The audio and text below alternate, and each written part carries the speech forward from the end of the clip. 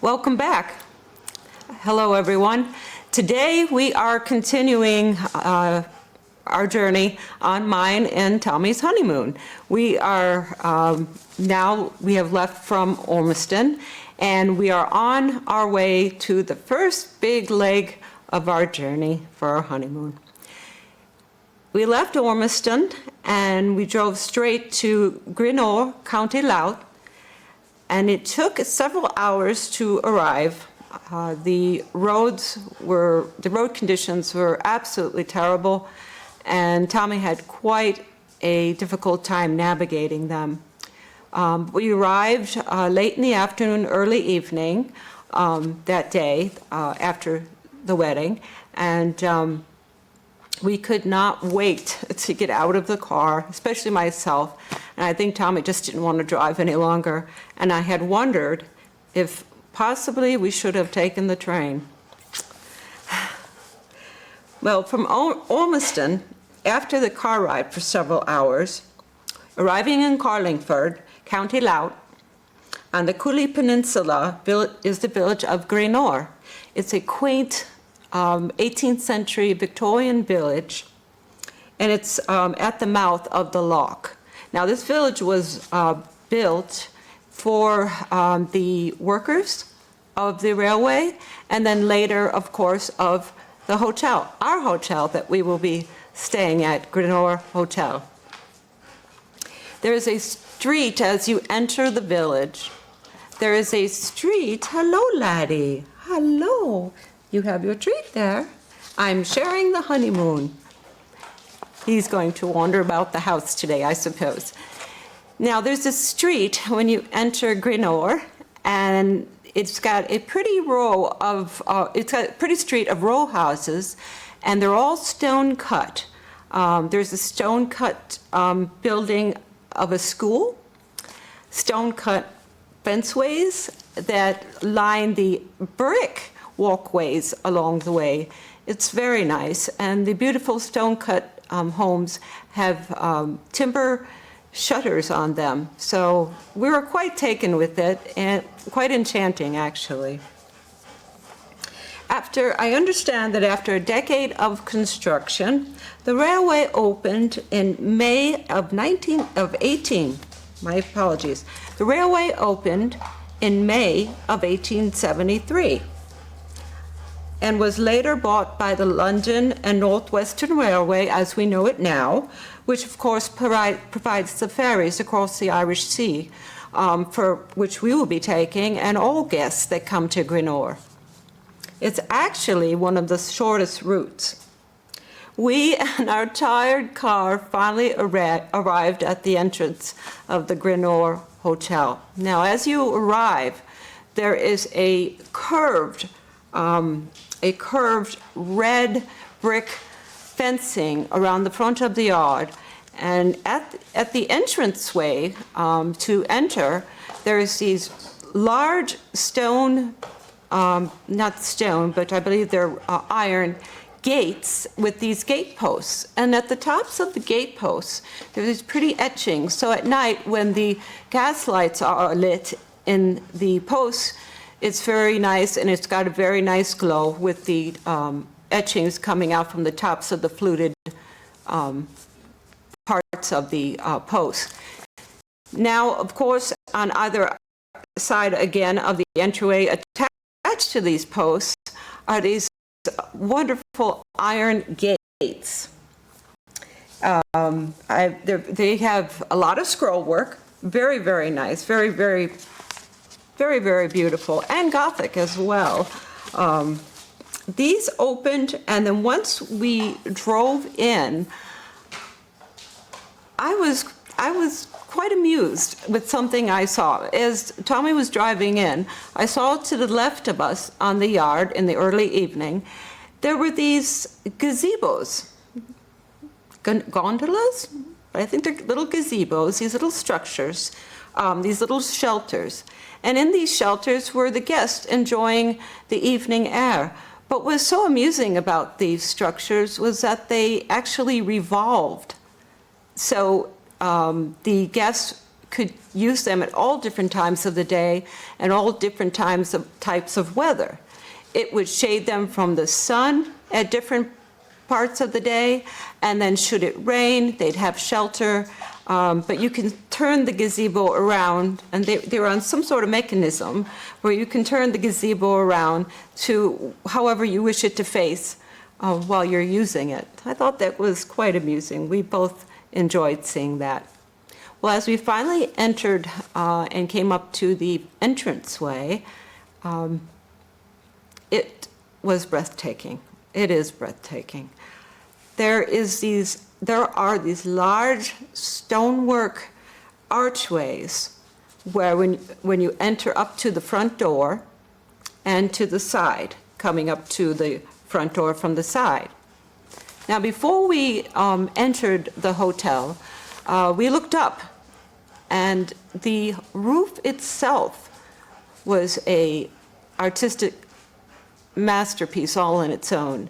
And looking up at the roof, all the way to the upper right, closest to the lock, is a gazebo on the roof for guests to go and enjoy the air coming off the Irish Sea and to relax there up on the roof of all places. Actually, the gazebo on the roof is right above the dining room. And the different levels are all on the top there. I had written it down what I wanted. There's different levels at the top, and then they have pretty stone decorations on top of them. So again, the roof was quite a masterpiece to behold all on its own. I noticed also, Tom and I were just taking the grand view of this wonderful hotel before we went in, and we noticed that it's a brick structure, 2 levels, first and second, and then the attics, of course, at the very top. Now, we couldn't help but notice that there are even pediments, stone pediments, that match the archways, the stone archways. So it's, once again, the architecture, we were just taken with the architecture. Very, very enchanting and very beautiful. From what I understand, the London and Northwestern Hotel at GREENORE was designed by a James Barton, an Irish engineer that designed many railway lines. Originally erected by the Dundalk, Newry and GREENORE Railway, construction had commenced on the hotel in the early 1870s, finally opened in 1875. This beautiful hotel with so much character. Probably one of the nicest hotels, nicest places I've ever visited, and Tommy as well, with all his travels with the yard. The brilliant stonework, as I had mentioned, just coming up to the double front doors, just magnificent. Now, upon entering, after you come through the doors, straight ahead of you are some pretty and interesting and informative paintings of the railway and the town of GREENORE here on the Cooley Peninsula. There on the Cooley Peninsula. I'm always thinking I'm still there. It was such a wonderful time. Once I start talking about it with my friends, it brings me right back to there again. So you have these nice paintings on the wall of the railway and of the town. Then just as you turn to go down the right hall, which will take you, of course, to the dining rooms, they have a beautiful refreshment room and a dining room. And just as you turn up on the wall to the right, there are the menus there for the day, for the refreshment room and for the dining room, and the different times of what they'll be serving and the different times they'll be serving. Then there is a staircase. Now there's another large archway. It's just, once again, it's very enchanting, very home-like, very welcoming.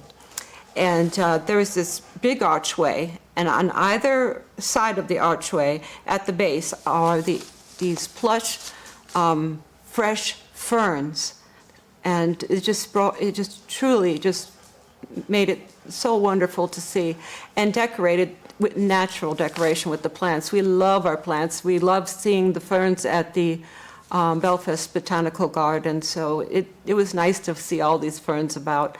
And then going up there is then from that archway is the staircase going up to where the guest rooms are. I must tell you that once we had entered the entranceway, having the plush carpet under our feet felt so good. On the left side of the wall, as we progressed down the entrance there, progressed down the hallway, if you would not mind, I'm going to take a bit of my tea.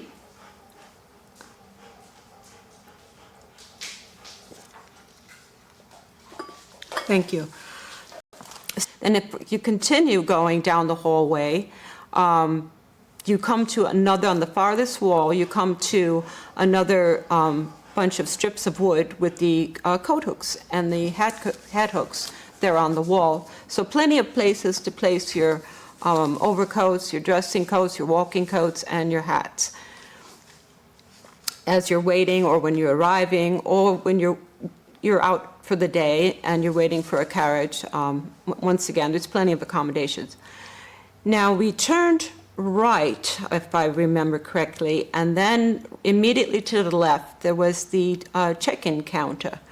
But before we had turned down that small hallway there, we took notice of this beautiful fireplace to the right. Tommy was quite taken with it. And as we stood there, it was beautiful with the large mirror, we looked at our tired reflections in the mirror there. Well, hello, laddie. Yes. Yes, Tommy's at the yard right now. Yes. You going to have a biscuit that he left for you? Yes. Uncle Willie will be back soon. Well, the fireplace was beautiful, absolutely beautiful, and the mirror that we looked into, once again, we saw our tired reflections after the long trip all day to GREENORE. Then as I said, on the left side, there is the check-in counter, and while Tommy was checking us in, and while we were waiting for the porter that would help us with our bags to our room, the desk handed to me telegrams that had arrived for us, the ones that did not make, of course, over at Conway House and over at Olmsted House. Telegrams were sent forward to Conway Hotel where we were at. Now, I mentioned this before, one of the most welcoming telegrams that we received was from James. And with his telegram accompanied the keys to my trunks, which I had forgotten at Conway House. So that was quite welcome, as I was limited as to what I'd be able to use out of my trunks without those keys. So I was very grateful for James sending that forward. In fact, I believe, I was looking at everything earlier, I will read it to you once more. And it says, Belfast 9, and it gives the times. Andrews Hotel, GREENORE. Sending Nellie's keys with the railway forward. And as I said, perhaps we should have taken the railway. Loving congratulations to you both. I don't know who deserves them most. Jim. So that was quite appreciated that the keys were sent forward. So after we had checked in, and the porters helped us up to our room, we took some time to rest a bit. And the beautiful, I can't even begin to explain the beautiful view out of our windows, and you have the lock there, and the fresh breeze coming, and we actually rested for a while there after the long trip. And then afterwards, we decided to come out and walk about and enjoy the rest of the hotel. Now, the refreshment room is small, but bright and welcoming. The Rococo chandeliers I much took notice of, and large columns with elegant corbels, both at the top and then pediments below, all carved, beautiful. And I was taken with the way the tables were set up, all waiting, and on each table, you would have one of these dishes, and they would have the hors d'oeuvres there, and then this way you would take the handle and you can, hi laddie, hello sweetheart, and you can pass it about amongst the other guests there at the table with you, or if you happen to have your own family, all the family there with you, you can pass it about that had the hors d'oeuvres. The nicest of china, the nicest of glassware, and the room was quite inviting. And oh, the chairs. The chairs, they had just wood backs that open, just enough for you to grab the back there and support your back, but if you need to lean back, that is, of course. But these seats were of a tufted velvet, and plush tufted velvet, and very, very, very comforting. Now, this was just off a veranda that's in front, where when you're staying there, of course, you can, I will tell you in a moment what you can enjoy and possibly have tea or just take in the fresh breezes out on there from the lock. Now, leaving that room, you can go down and then go in from the other end. You can go into the dining rooms, and at the dining rooms there, they are very, very large and bright. And they are also off this veranda. And they had these they had a bay window there in the corner. And there's tall windows, but just letting in an immense, wonderful air, fresh air coming from the lock. Absolutely, so it's very, very comfortable in the dining room. And there on the windows, I was noticing their curtains. Irish lace curtains, and beautiful, and they were swagged to the sides of the bay windows, and they had beautiful scallops on the Irish lace, edging the Irish lace of the curtains. I enjoy those curtains so much that I wished I could take them home with me, but actually, before we had left to go back home on our honeymoon, on the last leg coming back, after we went over the sea, we did find a nice shop in GREENORE where I was able to purchase some curtains. So I wish to share with you a beautiful valance. And here we have the scallops that I spoke of, the Irish lace. Same curtains that hang in the windows at GREENORE, our lovely hotel. And here's a wonderful panel.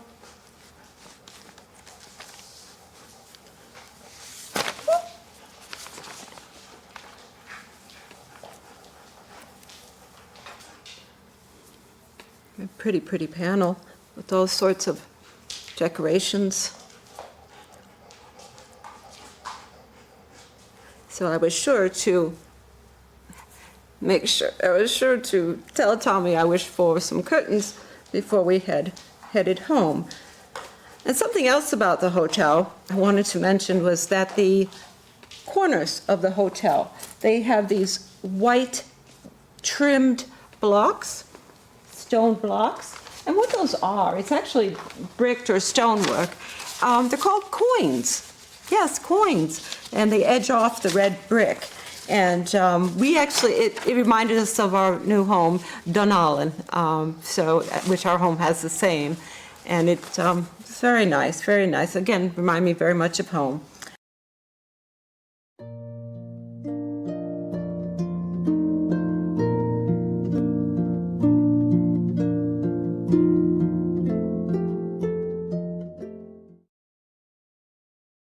I hope everyone is enjoying this special part of a presentation from Titanic, Mrs. Thomas Andrews. I've truly wanted to share with you that Mr. and Mrs. Andrews' wedding and their honeymoon. In the honeymoon, there's so many beautiful places that they went and experienced, and I have researched, I have studied quite a bit for each section of the presentations that I'm presenting to you.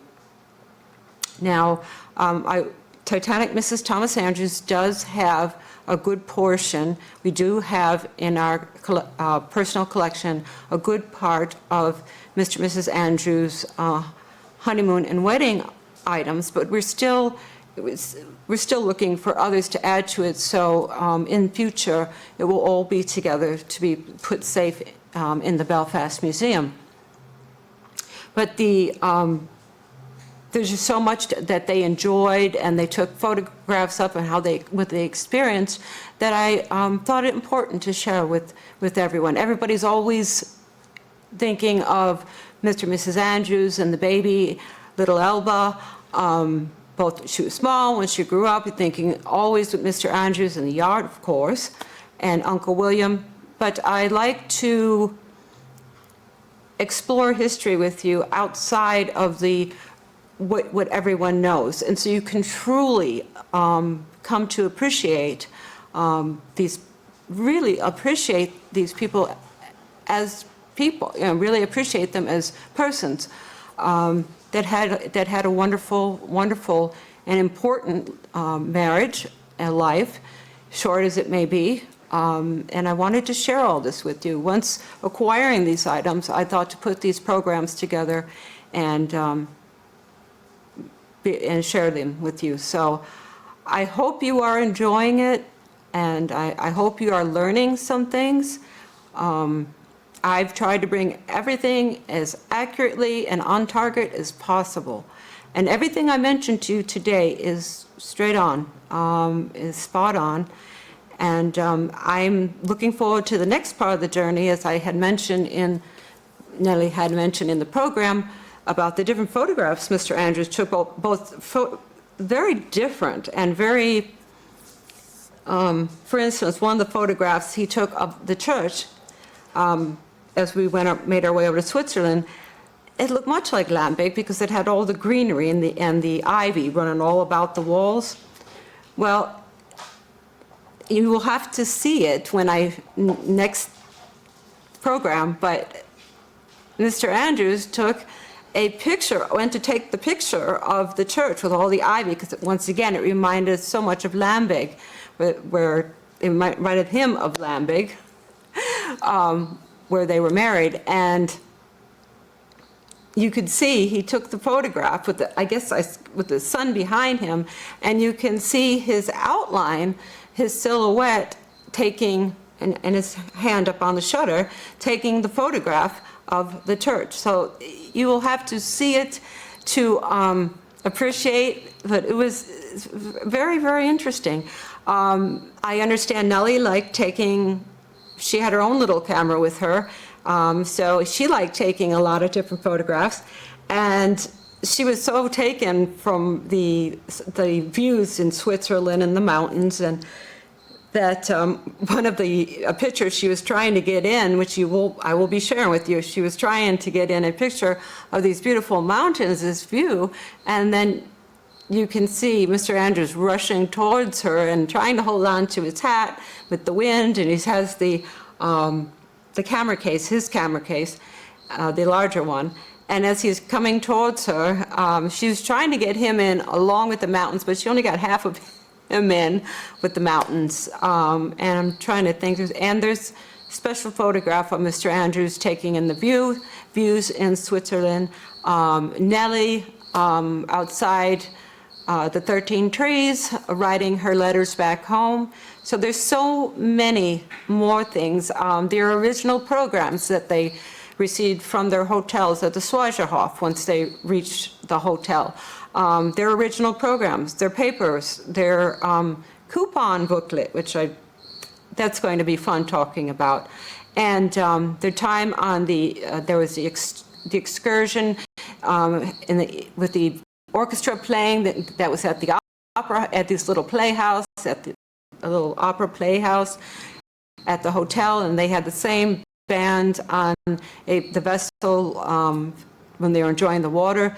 So once again, there's so many things to share with you, and I truly strive to do my very best to bring you the most accurate and honest story and description and true story of Mr. and Mrs. Thomas Andrews Jr.